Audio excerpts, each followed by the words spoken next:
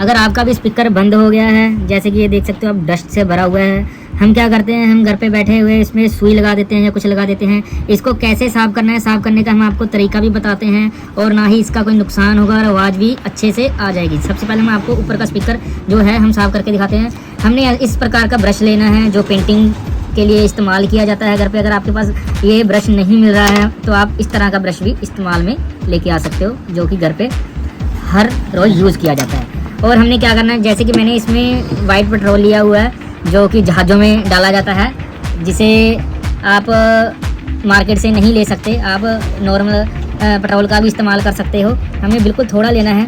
थोड़ा लेने के बाद हमने इसको नीचे की तरफ ऐसे करने के बाद इसमें से जो भी पेट्रोल है निकाल लेना है। तो हमें धीरे धीरे से ऊपर से ऐसे निकालना है।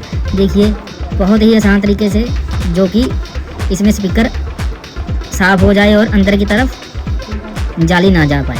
ये देखिए बहुत ही अच्छे से क्लीन हो गया है, ये देख सकते हो आप। और हम आपको नीचे से भी इसी प्रकार से साफ़ करके दिखाएंगे। ये देखिए जो डस्ट है, डस्ट का बहुत ही आसान तरीके से, ये देखिए